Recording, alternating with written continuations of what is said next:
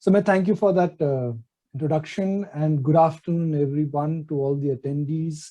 It's a large Birla Mutual Fund family, so good afternoon to all of you once again. I must say Sumit has introduced Mr. Kamath only in the capacity of his experience as a banker, but I must say that I've interacted with Mr. Kamath on various forums, and he's one of the most extraordinary human beings I've interacted with.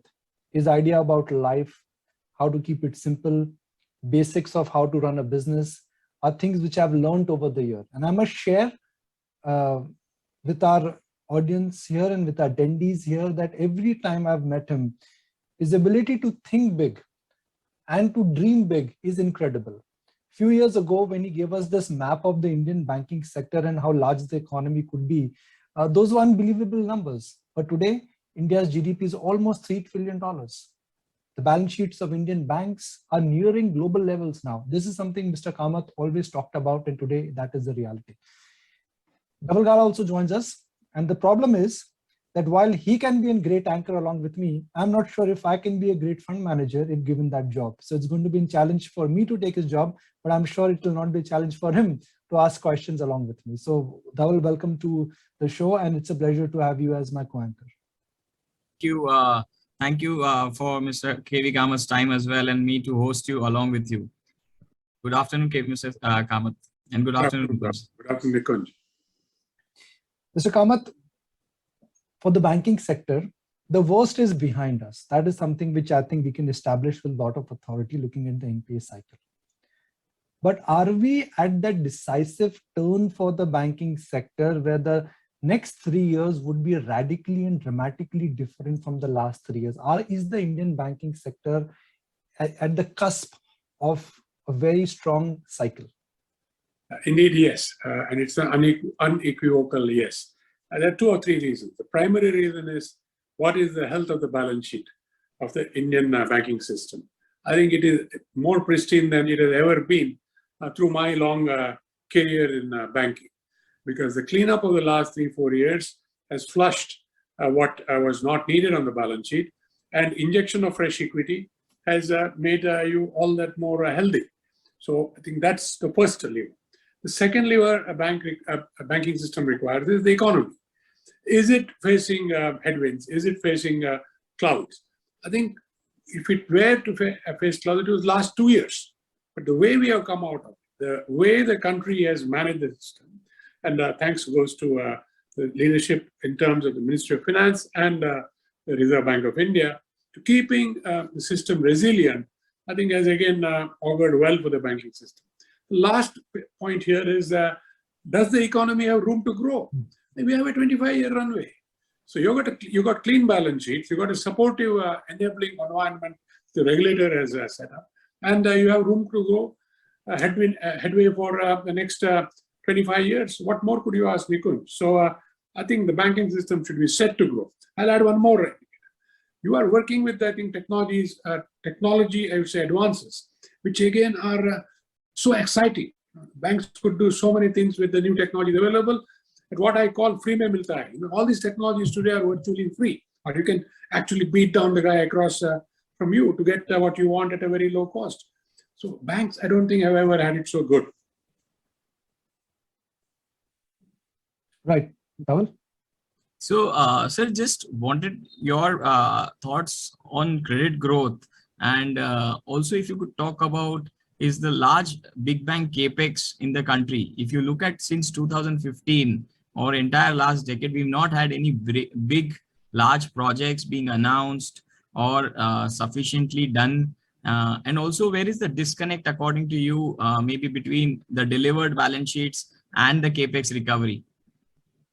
Several questions in this. So let me take one by one. The large one was the disconnect between the delivered balance sheet and the capex. What I think we need to understand is how has demand been met? The demand has been met through all these years, as we are now gotten to a 3 trillion economy and are looking to a 5 trillion economy. Everybody says that the key area of spend is infrastructure. So I'll keep that aside for a moment. But let me put it in context. There are 4 spends that happen in an economy with a 25-year runway: water and agriculture, infrastructure, manufacturing, and in our context, given the push and the drive, the digital economy. These are the 4 areas where spend will happen. The big spend that you are mentioning possibly is in infrastructure and manufacturing, because digital is self-financing itself so far through equity, mostly coming in from abroad or some supplemented locally. So we're talking of infrastructure and manufacturing. Infrastructure, the big ticket spend has been by the government. And that is a consequence of what has happened over the last 10 or so years, where in a way the private sector and the banks burn themselves for a variety of reasons, which we may not go into. But I would think primarily assumptions made went wrong for a variety of reasons. Again, time is too short to go into those. So infrastructure will be led, as I can see, by the government, the big ticket spend. And part of it may come onto the balance sheet of the banks, but not the entire bit. Part of it could come from the marketplace. Then comes manufacturing. The manufacturing side, what has happened is that if you look at during the same period, the last 3-4 years, what has happened to the corporate balance sheet? Corporate balance sheets have been deleveraged completely. You know as well as I know that the year 2000, leverage was 3.8:1, debt to equity. 10 years later, it became, 1.8:1. Today, it is virtually nil. If you look at the top 200 or 250 companies, well, a smattering of debt here and there. So what is happening? Corporates are throwing up free cash, which is going into, I would think, putting capacity at the margin. That is through, not greenfield projects, but through brownfield expansions, which is met through cash equivalents. The greenfield guys are still coming to the institutions with the banks, and these would be a large investments like in steel and so on. But even there, the leverage is completely different than from the past. So I would think a degree of patience is required here. A variety of projects will happen as this capacity gets used up. And as we move definitively from a 3 trillion economy towards a 5 trillion economy, a whole lot of investment will happen. In the meantime, last point that I want to make here, banks are not idle. My belief is banks will still grow at a 1.25 to 1.5 times the GDP growth rate. Some will grow higher, some will grow lower. Why is that? Because new areas of, I would say, activity with the banks are opening up, which my generation, it was not happening. Say 20 years back was not there, or was just fledgling. You know what I'm talking about. I'm talking of the retail customer, where say you are also serving that customer in a variety of ways. Did we have that sort of flows that you are having today into your businesses 20 years back? They were a trickle. Today, it has become a flood. So also has been the need for funds, become a larger for retail opportunities, whether it is homes, whether it is something to put into your home, things to move, or just to improve your lifestyle, as long as you can support it through your earnings. So, and that's the market the banks will go after. So these are all things in transition. These are all signs of what I'd call a resilient economy. And we should not look at just one indicator of offtake, that is big ticket items. There is a whole lot of things which are today pushing the growth agenda.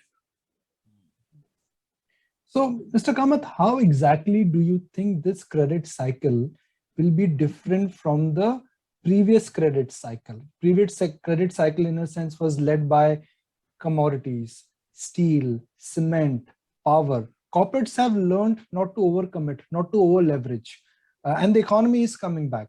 So how do you think the cycle would be different purely for the BFSI sector? That's a very interesting question. Throughout my time in banking, neither the corporate was having the degree of cash flows, free cash flows, that one would have liked to see, myself as a banker and the client himself. So if you remember the old pattern, 20% equity, 80% debt. That is, incremental project was funded with 20% of what's called promoters' contribution, 80% debt. It was not because that was the ideal structure. That was because there was no other way you could have funded a project. And I'm going back now 40 years, 50 years into how it was done. In the last 10 years, that has been dramatically corrected. And I'll come back to that in a moment. And so has the cash flow of the retail borrower. 20 years back when the housing loan and the credit card cycle and the car loans, all these got off. The lay customer also was, in terms of surplus cash, a trickle. Today, his own, cash flow has improved. So both the bank's corporate customer and the bank's retail customer have much healthier cash flows today. So to me, that is the signal change between even 10 years ago, 10, 12 years ago and today, in terms of what is happening in the system. And that augurs well when you're again also looking at a growth in terms of 8 to 9%. And I always love to say, you add the digital pie on top, that's 1/3 of what it is in some of the other economies.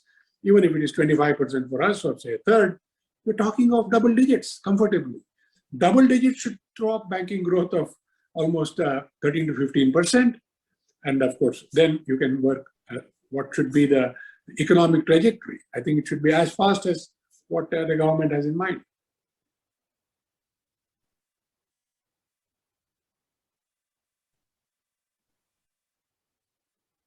Just a question here is on digital capabilities.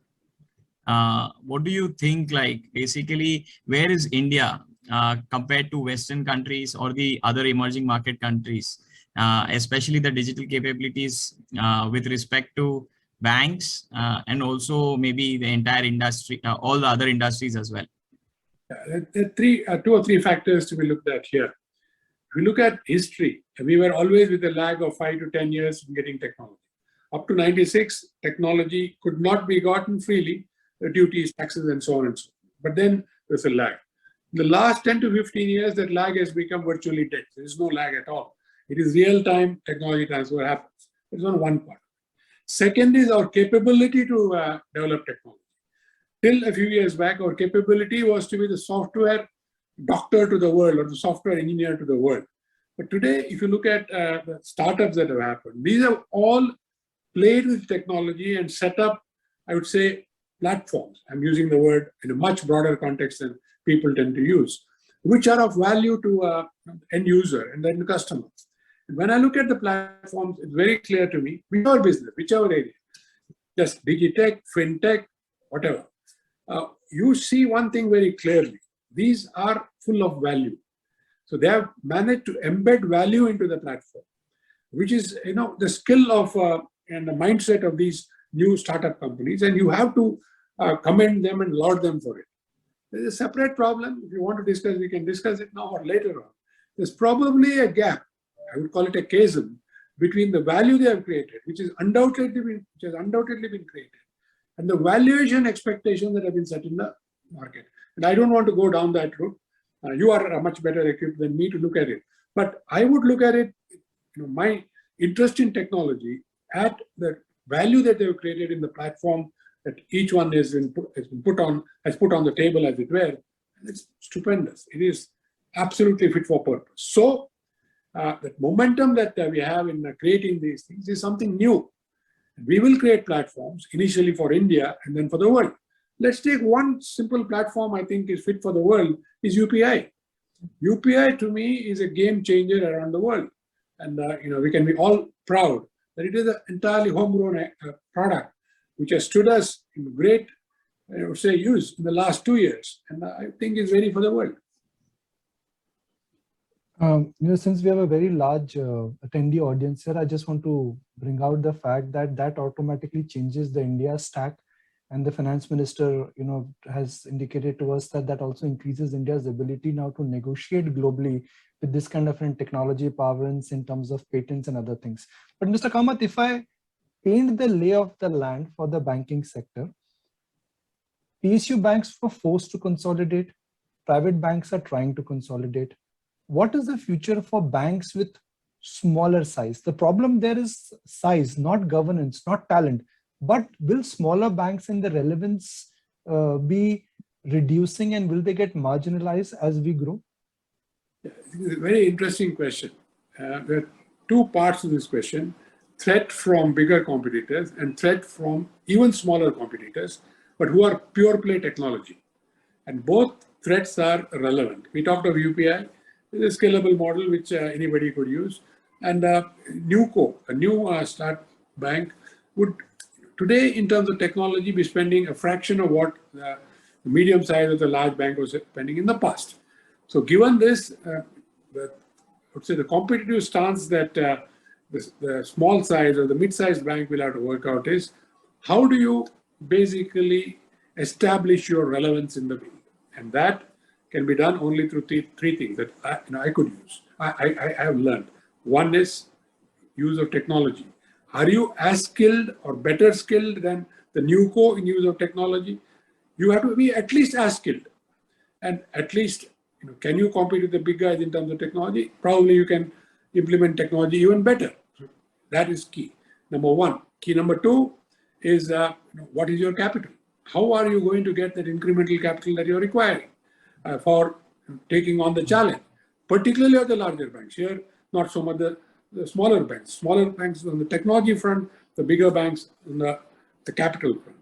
If you have equated these two, and as you said, governance is on par, it's as good as best in class, then you will prosper and grow. Otherwise, you need to work out what is your path. Could be a consolidation path. You actually gave a clue in the opening sentence. Is that consolidation a clue? And these companies would have to look at consolidation, maybe with a gentle nod, a gentle push from the forces around you, that is the market forces, the regulatory forces and so on, to create size. But I think resilience is required in this banking, because otherwise you're going to be hemmed in on both sides. So just to take it forward, sir, means recently a big HDFC group has announced about the merger. Your thoughts maybe on the same. Also, I wanted to understand the NBFC sector, right? There are few companies which are becoming fairly large. Maybe Nikunj also wanted to mention about that. Do you think that the way out for even most of the NBFCs will be converting into a bank? The first point, the mergers that could happen, or the merger that has happened, and that is a welcome move. The way I look at it is, which most analysts have not talked about. To me, as a banker, the significant competitive strength that is derived from this merger is the capital base. I have not done the sums because I am not privy to what the netting effects are, but given the numbers that are on the table, we are looking at equity base of around, or a net worth of around 3 lakh crores, give or take a few 10,000 crores, which is not going to be of relevance. But the net worth is going to be the largest in the system, which gives you capability to do a whole lot of things. Now, what the merged entity wants to do is up to them to take a call on. But they have got the size in terms of net worth. I think that comes first. That allows you a lot of things. That allows you the ability to grow your balance sheet. That allows you the ability to inject technology as you want and do a whole lot more to get going. So that first step has been taken. More importantly, we needed as a nation to have banks of a size which will support a 5 trillion and a 10 trillion economy.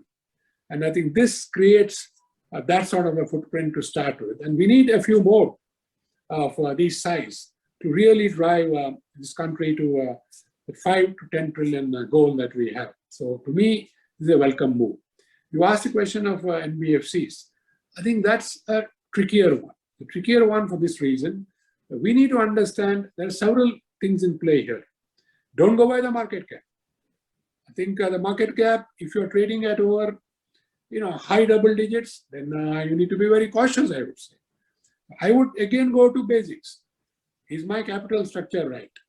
Is my leverage right?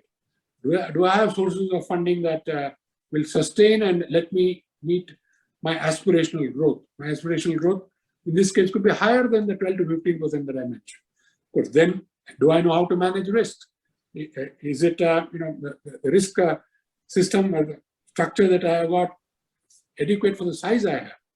Lastly, as I grow, will I throw up enough cash flows to get my valuation right? Because the risk is again the same that I mentioned earlier. That is, you might have created something of value, but is your valuation in sync with value? To me, valuation is basically a tool to create value, but then you need to be sure that you don't outpace the growth. And you have seen this in the past. A good market valuation is a good point to get additional capital and bolster your asset, and then build the free cash flow and the profit so that you have got a proper ROE. So there are several moving parts here, and you cannot give one, I would say, straightjacket answer. And I was not speaking of any particular company. This should be true of all the aspirants who are getting into and aspiring to be NBFCs. There's a place for everyone. Now, whether you want to continue as an NBFC or become a bank, will depend on your aspiration. If your aspiration is to grow at a very rapid pace, you may find that competitively cost funds are not available. So you might then be forced to look at becoming a bank yourself. Or if you build a size too quickly, which in a regulatory context causes some, I would say, discomfort in the regulatory mindset, then you may need to again look at what is the wish of the regulator. So there are several driving forces here. Just a single force we cannot take and say, yes, they have to become a bank, or no, they cannot become, they need not become a bank.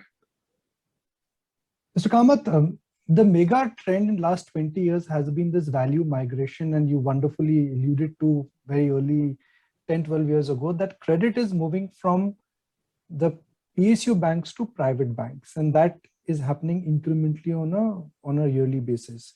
But given that there is a consolidation which has happened in the PSU bank, State Bank of India is a success story in terms of digital adaptation. Do you think now the maximization market share shift has happened and PSU banks can also make a comeback? I'm asking a private banker to say nice things about PSU banks, but is it possible?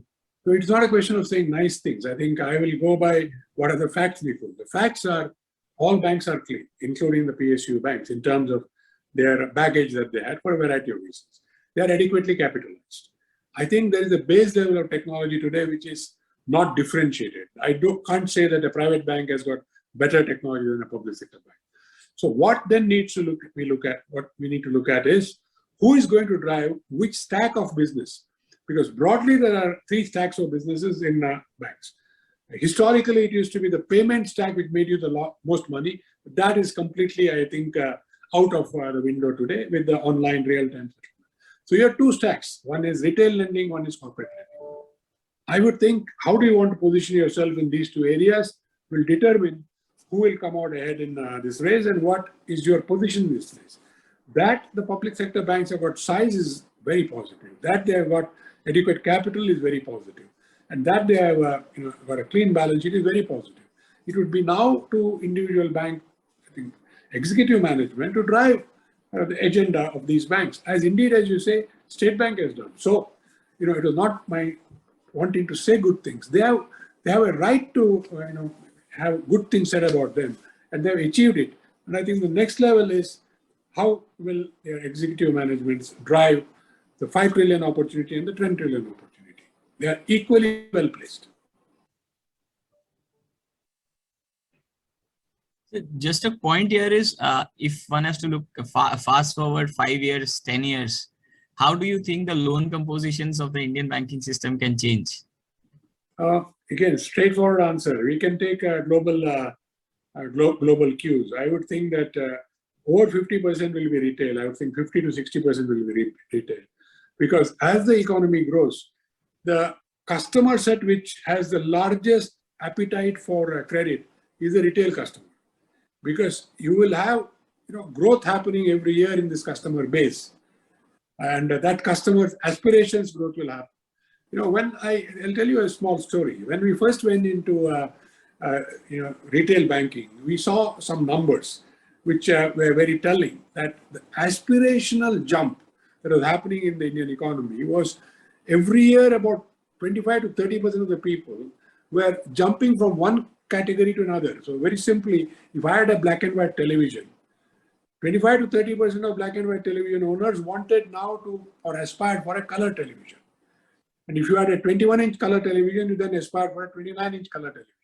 You had a cycle, you aspired for a motorcycle. But in overall terms, you were jumping at a significant pace, which was unheard of. So I would think that that is going to happen even now. And that is why retail will be a large piece of the banking sector. Mr. Kamath, the follow-up question here is that banks and private banks historically have generated a lot of spreads because of fee-based income. The spreads which they've enjoyed in the mutual fund industry, credit card business, even by selling mutual fund. Now, whether it is regulation or fintech, that entire fee-based chain is getting attacked. Variety of fintechs are attacking them. That's a large differentiating component. How will that change in coming years? Absolutely right. And that is part of the resilience. And I said one stack is already gone, which was payments, which was giving you a nice cushion, as it were, or a ride, as it were. That's gone. And we will need to see where this challenge is going to come from. 3 months back, I will tell you what I was saying. So the threat is coming from brokerage, and then you move on to asset management, because again, not only disruption of the fee structure, take the ETFs for one, but a variety of things in terms of what could be done. And then it will slowly go into other areas. But where you got a regulatory barrier, you got shelter. This is what I was saying. Having said that, there is one more piece of the equation which has to be there. That is, your competitor has to be able to generate a free cash flow which justifies his existence and his valuation. If in quick order that doesn't happen, then all these threats are going to fade, and banks will have the ability to price appropriately. So the competitor also now, in the last 6 months, has got a wake-up call. That is, the new core is a wake-up call that ultimately in life, free cash flow pays. If you don't have a free cash flow, somebody will hold your hand up to this point, and after that, you will be left on your own. I do not want to use the word abandoned, but you'll be left on your own to fend for yourself. So before that happens, they also have to generate cash flow. If they have to generate a cash flow, then pricing has to be proper. If that is so, then the playing field becomes equal for the incumbents also. But it's going to be a very interesting ride for the next 1 year, as we see the I would say moves and counter moves by pure technology players and incumbents in this field, all to the good of the customer. How easy would it be, sir, that if we can call out winners? Maybe if I have to look at last 25 years, private banks were ahead of public sector banks. Then slowly, maybe insurance, mutual fund companies, the successful ones in insurance, definitely private insurance were ahead of the big daddy, which may get listed, LIC. Then in asset management also, new companies came. So do you think that fintech companies can become fairly large in times to come, and they can pose threat to private banks? Yeah, three mantras that I said earlier on. Use of technology, they are very good at that. Capital, which is of a size which is of use and can be used to compete. I think they're yet to get there. Some of them have got market valuations, but that has to be translated into cash on the books or equity on the books. Not happened. Most importantly, generate free cash flow. So the last one is the critical. If they can decipher that and generate free cash flow, then I think everybody has to sit up and take notice.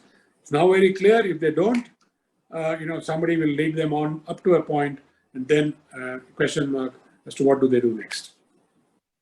Mr. Kamath, something which we've discussed in the past, but just for the benefit of attendees, you look at a lot of global examples, and let me draw parallels from other industries.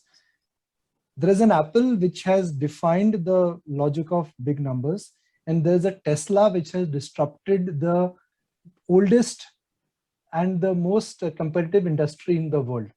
So for the banking sector, what to your mind could be the Tesla moment? The Tesla moment will be a bank which is of a certain size today, which is puts it in let's say top 7 to 8 banks in the country, and is able to play with technology like either an Apple or a Tesla. That is absolutely facile in use of technology, low cost technology, disrupting old technologies, and so on. This ask is a little too much, Nikunj, because that guts any incumbent, not only in the banking business, any incumbent doesn't have, because the question of what happens if something goes wrong will be always there at the forefront. So I would say that the likelihood of a Tesla moment coming from an incumbent is going to be, could happen, but is a big, I would say the odds are stacked against because of this embedded mindset and the fear of change, as it were. So it has to essentially come from a new core, which is able to meet the other 3 tests. That is, put in capital. Of course, they are already players, easily play with technology, and are generating free cash flow. And actually, if you look deep, there are a couple of companies in the financial services business who are already doing it. That could be a model for, and in the businesses they are in, they are already market leaders in a very short span. Particularly in the last 3 years, they've scaled up dramatically. So if I can just have one more follow-up question, Dhaval, with Mr. Kamath. Yeah. Just a trend, Mr. Kamath, which in a sense has now becoming more like a global best practice. Global banks are very conscious about ESG lending. Bank like JP Morgan has said, we will not be lending to thermal plants now. But looking at the way our energy shock has come and where energy prices are going, greenflation has come back. Do you see things changing again on the ESG front, the way banks would be lending and what it means for India? Let me not look at it from the bank's point of view. Let's look at it from a larger point of view. It'll take only 1 minute. And that answer, then that will be the answer to the markets, not only the banks, but the entire market. Energy shock has shown us how fragile the assumptions that you have made are. ESG is a wonderful thing and we should drive it. But on the energy front, the question is, were we running too much ahead of what we had already created? And this shock has very clearly indicated that yes, we were. So I think while making sure that the environment is clean and so on, so forth, I don't think that we could abandon the energy, the fossil energy as quickly as we thought we could. This is one. I will just for the sake of completing the picture that I have in my mind, also put in another thing, Nikunj, which will play out in the next, immediately in the future. And that is this rewriting of economic theory, that interest rates in an inflationary context have to be set at a level which reflect real interest rates. Okay. Now, I leave a question, is that what is reflected in the US? Is that what is reflected in Europe? And as a consequence, what bearing does it have in the future? Now, as far as we are concerned, I think after a long time, we can say our interest rates are very near real interest rates and definitely higher than forecast interest rates. But that's not so in the two of the largest, I would say, sectors, economic areas, as we say, Europe and the US, where new economic history might have to be evaluated. How do you manage high inflation with low interest rates as you go along? And what lessons does it have for us? To me, the lessons are good. Well, I believe you can manage with low interest rates because the relationship between interest rate and inflation was never clearly established. Maybe it was established 100 years back. After that, there have been too many moving parts. What does that mean to all of us? And I'll leave it on that. I hope that we will have low interest rates, both corporate India and retail India, which could do good to them individually, companies and individuals, and also to the nation. I'm going to shamelessly extend with one more question. I know we exceeded our point with Mr. Kamath. And Mr. Kamath, this is something which I've always been wanting to ask you. If KV Kamath of 2022 meets KV Kamath of 2000, when he had a different mindset of about growing ICICI Bank in terms of scale and size, and you have to write a letter. KV Kamath 2022 writes a letter to KV Kamath 2000. How will that letter start and how will that letter end? I will put it simply, it is decisions taken in 2020 were taken in an environment where I had no options. And today you have plenty more options and we need to evaluate those. Because we were in we won't go into it. The challenges that were there in the development bank of that day, primarily no funding available, and the march of technology, and on the other side, asset quality problems that were surfacing, meant that you took certain risks which you might otherwise have hesitated to take. So, but those days you were up against a wall, and this was the only opportunity, and we took it. And in a way, the capital market helped us with the first GDR, the next ADR, and the retail market also took off, and we could ride that bandwagon. But that was taken in the context of the environment 2020, and I would caution KV Kamath that in today's context, you have to look at it in a different context, the context of a 25-year runway and all that has happened around. And probably you have many more choices. But, it's going to be an interesting time all the same. Also, you managed to make an unknown franchise, an unforgettable franchise, which is ICICI Bank. So really appreciate your time. Thank you so very much for joining us. Dhaval Gala, thank you very much. I must say that you've been a lovely co-anchor. I can already see competition coming in if you ever decide to do television anchoring. But thank you very much. And Sumit, with that, I'll hand it back to you. Thank you. Thank you.